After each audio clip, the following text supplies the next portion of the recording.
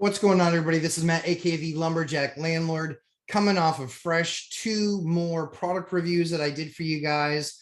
I think they are absolutely killer. That said, this is probably, if not the most important video I've ever done, probably the second most important video I've ever done.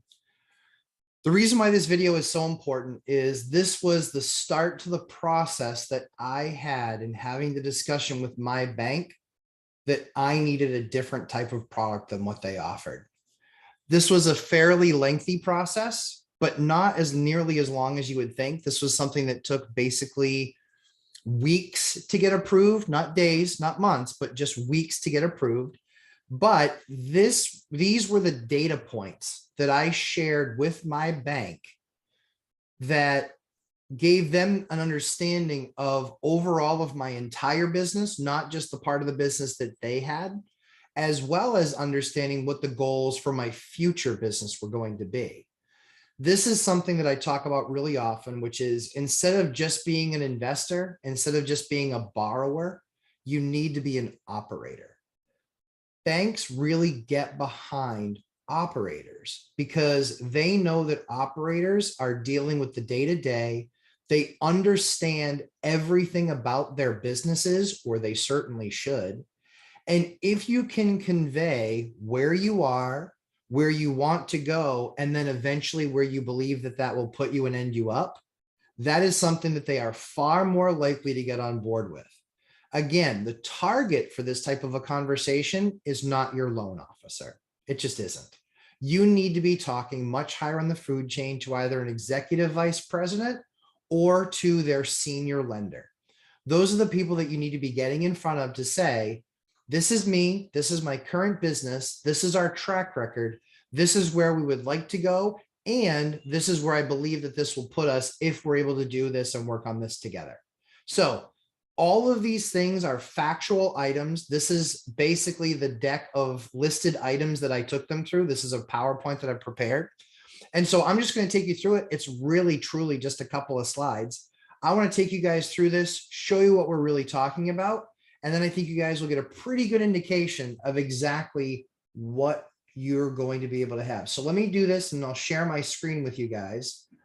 In being able to share my screen with you guys, we'll be able to show you pretty quickly exactly what this is going to look like. Give me just 1 second here. Okay, so we're going to be able to show you guys this exactly, and I think that this will actually answer a lot of your guys' questions. Hey, how'd you get a product created for you at a bank? Because by law, they can't only offer you that product. That would be unfair. They have to offer it to everybody else. Now, if you, granted, have one house, this is still worth pitching, still worth presenting to them, because you want to paint for them a picture of the future that as we head into these distressed times or distressed times, you're in the position to acquire those assets, but you will need a bank that's willing to work with you in order to do that. I think that far too often people leave it to chance and then they're dialing for dollars. You need to create relationships with your small and medium-sized local banks. I recommend looking at how big these banks are. Look to see that they're at least 500 million. And I would say go up to about 2 billion.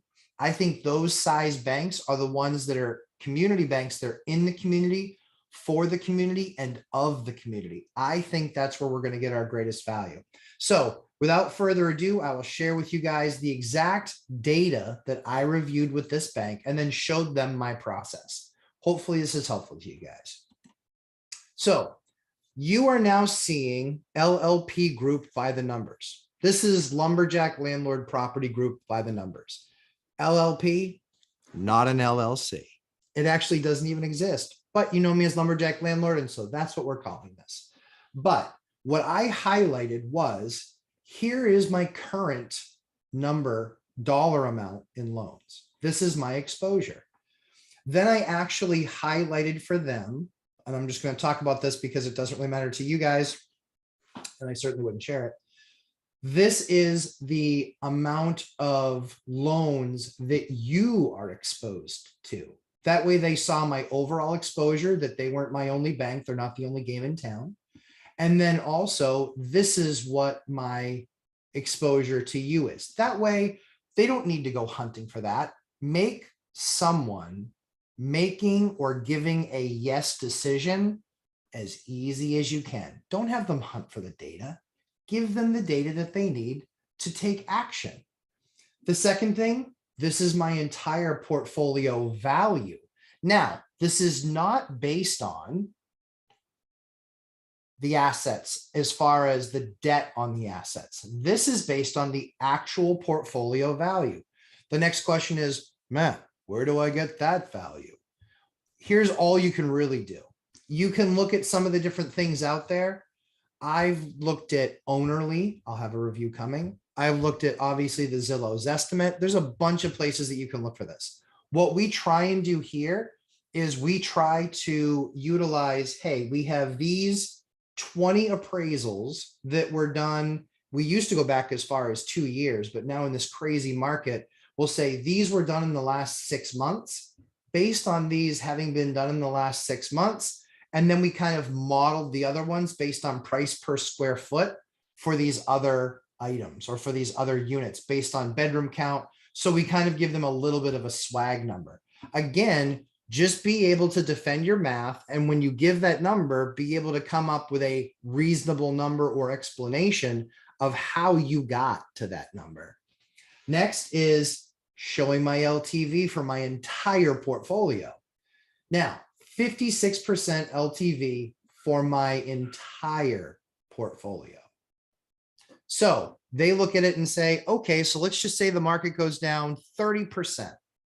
I still have 14% loan to value. I still have 14% of equity. And based on the number of properties that I have, that is something else that probably makes them feel pretty comfortable. The next thing that I talked about was I've gotten 67 loans with my business or my entity, 67 loans.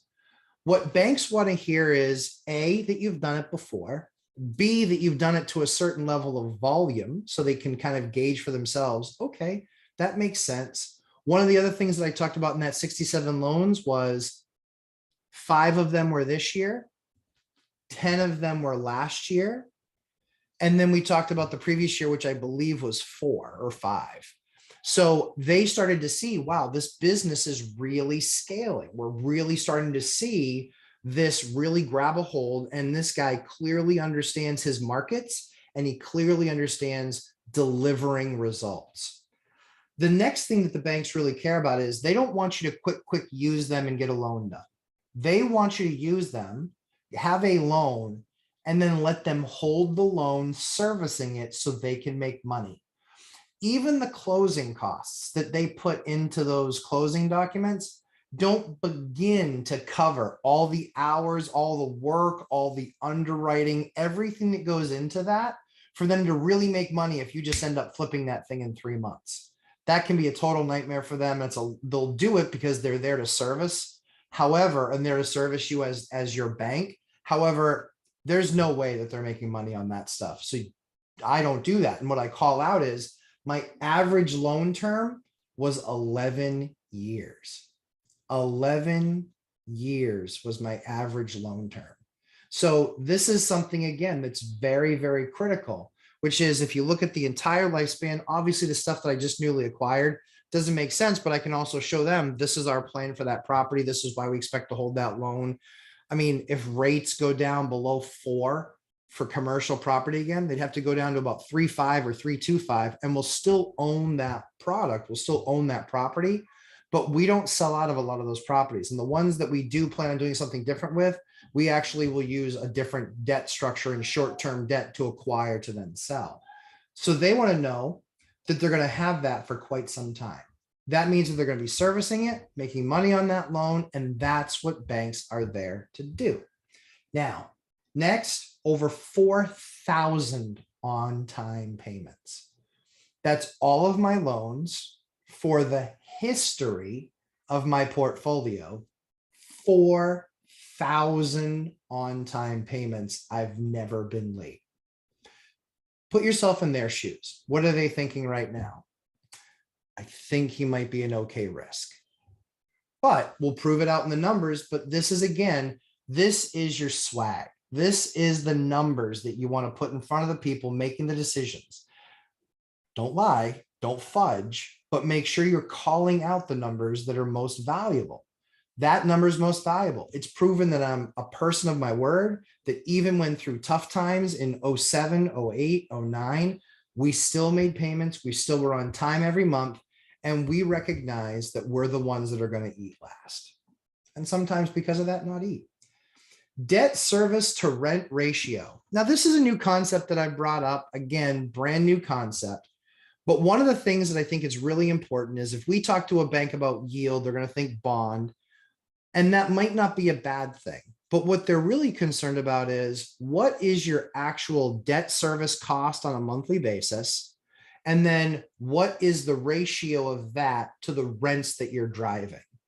So when we talk about this number, this debt service to rent ratio, the bankers are always talking to me about debt service, debt service, debt service. Well, if we have $10,000 a month in debt service and $20,000 a month worth of rent or rental income, after we've taken care of not only the debt, but any other ancillary costs associated, we actually share with them this number that, hey, our debt service to rent ratio is 43%. So real quickly, $8,600 on $20,000, that gives you a 43% debt to rent ratio. If this is a number that's not that impressive for you, there's other numbers here that you can share. One of the things that you can share is this is what market average is for a typical asset purchased in this market. This is where my returns are. That's something that's really important because they're trying to understand, are you just another borrower or are you an operator? Next is over 1 year of debt service in reserve. If you're a newer landlord, you likely don't have a year's worth of debt service. However, build for them some assumptions. Talk to them through some of those ideas. Say, we do have this number of properties. We do have this much set aside from an emergency perspective. And our capital structure is very conservative because we put this much away for vacancy. While we've never hit those vacancy rates, we still put that much aside. While we've never hit these maintenance rates, we still put that much aside.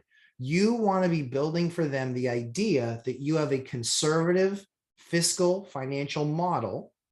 And that will, again, as bankers, they want to limit risk. And if they don't, when it gets to an underwriter, they sure as heck are. Specifically, we know a certain underwriter that's on another channel that doesn't understand the graphs. And so because he's so ultra conservative and an underwriter and completely adverse to risk, he believes the sky's been falling for 2 years. That last thing said is 98% pay rate during the great pandemic. We talk about that because so many other landlords didn't experience these level of returns. We talk about that because we say, here's really what this did for us. We were there for our tenants. We took care of our tenants. We were in constant communication with them. And if there was a need, we were able to work with them to get the need addressed. This is something that shows you're a great operator, not just a borrower. Last slide in this absolutely amazing presentation is, I just put this one together and said, we are more than borrowers, we are operators.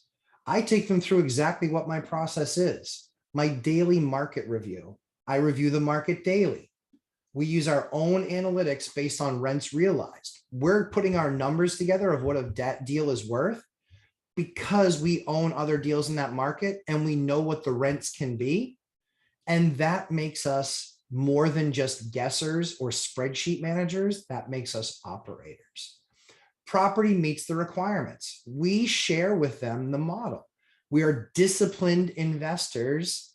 We limit offers, i.e. we don't have 100 out all the time. We're more focused than that. And then lastly is 25 better returns than our competition. We talk about that because we say our competition is the market rate. And so if that is 10%, ours is 12.5. They want to see why they should lend to you because money is not finite. or money is finite. They only have so much to send out there. And part of them creating this product for me was my telling them, I'm going to take a bunch of the other loans that I have at these other organizations, and I'm going to bring them to you if you can give me a package where it makes sense for me to do that. So I brought over 9 loans to them that were seasoned, that were making money, that were, significant returns on capital. And that made doing those 9, doing the next set of loans, as well as allowing me to purchase more, that's what helped make that possible. Rent maximizing model, the rent maximization model, gap analysis. We talk about, this is what we're seeing a lot of these things rent for. These are the pie in the sky numbers from the A class. And then this is where we sit. We sit between the two. We're not the cheap, we're not the super expensive, but we're closer to the super expensive than we are to the cheap. And because of that, we'll always have pricing pressure that we can apply up at the A level. They're never going to apply pricing pressure to us because we know that they can only go so low, and then they start losing money because of all the fees that's associated. That's one of the great things about these corporate landlords and about these, Wall Street corporations. Their fees are huge. They're really, really, really expensive. My costs are much, much lower, but I can deliver excellent product. And so at, let's say, $2,000 a month, they're losing money. At $2,000 a month, I'm just making 22%. I can make that happen. In fact, then people have to then make the decision, I'm trying to downgrade, I'm trying to save some money.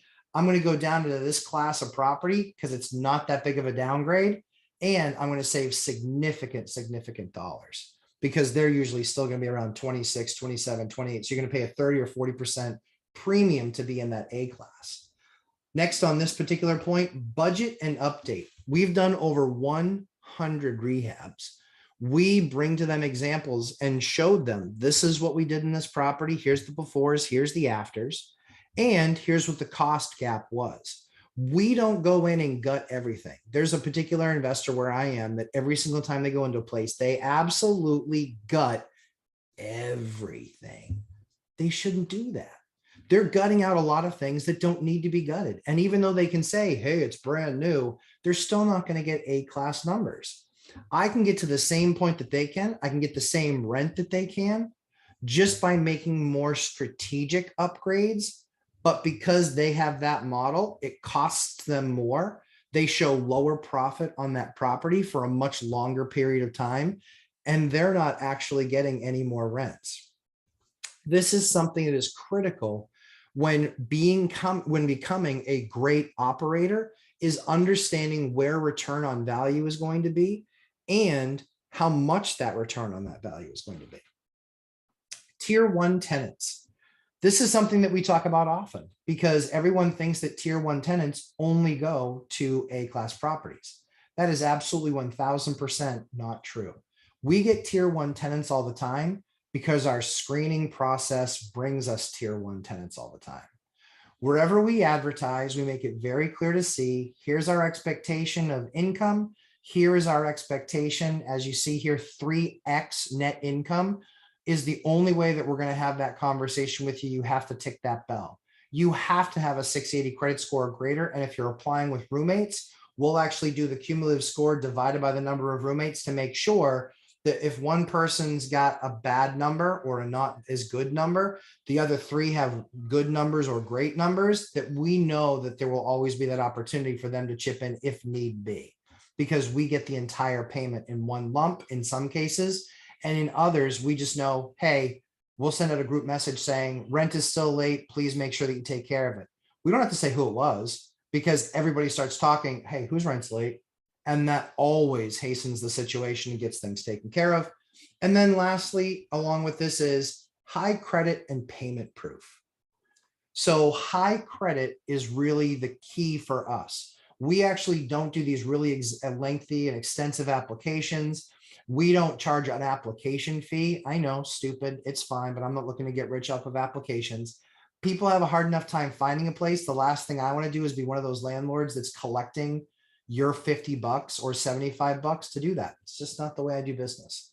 And we have enough units where, again, we can take care of our pay structure for our folks to make sure that we're getting a decision on somebody great and we're doing it quickly. So if you've taken care of your business as a tenant, there's not going to be any app fee.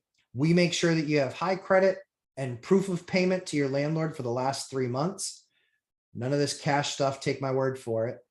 And a 3x net income. And that can be cumulative. We have some units that are, $3,500 a month that are rented by a group of people. We want to make sure that at that 3,500 that you have at least a 10,500 net cumulative from the group. That way we know, we've seen the numbers. In 20 years, I've done 9 evictions, and 7 of those evictions were people that I made an exception for. Gets me every time. Lastly is the property is now live. We have 99% plus rent collection. And why the reason that we say this is because we do have some people, we almost always have somebody that hasn't paid or paid late. And so there's almost always that process. Often we're able to get them back on the right track. We're able to work with them, talk through the process with them. As I said, we're often able to get them back on the right track. So at the end of the year, we are seeing 99% rent paid between vacancy or eviction or a tenant that's displaced. The last thing, and almost the most important, is 200-person waiting list for our units. We've tapped into the COVID program. We've tapped into housing in all 3 of the towns we do business with. We've also tapped into a local aid and assistance program. All of those different areas, they have 200 people waiting for units. Now for us, we want to make sure that the market gets a chance at our units. So we put them out to the market. However, if I ever am in the position where I don't have a massive response, at last count for our last unit, we had 80 responses over the course of the weekend, 80 inquiries. If we ever get to the point where we don't have that, I very easily can go back to housing, any of the other places, and say, I put this out to market. For some reason, it didn't resonate. Do you have anybody that's looking for this? And they will likely send me 10, 20, 30 applicants saying this unit's available, and people will instantly apply with my simple link that we use from our property management system. Okay, last 4 data points. 15-to-1 offer to deal ratio. This shows that we're disciplined. We do make offers. We do know the numbers, but we're not going to deviate from those numbers just to get a deal done. So we offer 15 for every one, or make 15 offers for every one that we close. Data driven. All the decisions that we make are data driven. Here's all the data that we use to make decisions. Conservative LTVs, 56%. I think you'd agree. Any bank would be pretty excited about that. And then cash flow based. We have nowhere in here calculated anything for increase in value. Nowhere do we account for appreciation. Everywhere that we look in this presentation, it talks about cash flow. Cash flow, cash flow, cash flow. Every decision that we make is based on their cash flow, creating our cash flow, the updates that we do that create better cash flow, our better cash flow than our competitors. Cash flow, cash flow, cash flow. As my son says, cash flow. So guys, hopefully this video was helpful for you. I know there's things that in your eyes that I missed, but I'm the one who got a bank to make a product for me. And that was because not just the data that I shared, but the relationship that I have with them and their ability to say, he's been a good customer, he's going to get approved somewhere else. It does make sense for us to see if we can put something together. And that relationship with my banker, she is absolutely amazing. So shout out to Tina. She's absolutely fantastic. And she did a phenomenal job in articulating these things, in trying to work with me to then create something that she came back to me and said, this is what we can get approved, and here's how it's going to be priced. And quite frankly, she gave me a reason, so long as that program exists, largely she's given me a reason to not ever leave. So I appreciate her very, very much and all the hard work that she put into this. I just shared with her the numbers. Hopefully this helps you guys. And for those of you who are trying to go from new to good and good to great and great to elite, hopefully you're able to learn something from this. And again, there's no too soon of time to be trying to talk to those people in the bank to at least understand the position of how they feel about you as a customer and if this is something that they would ever entertain.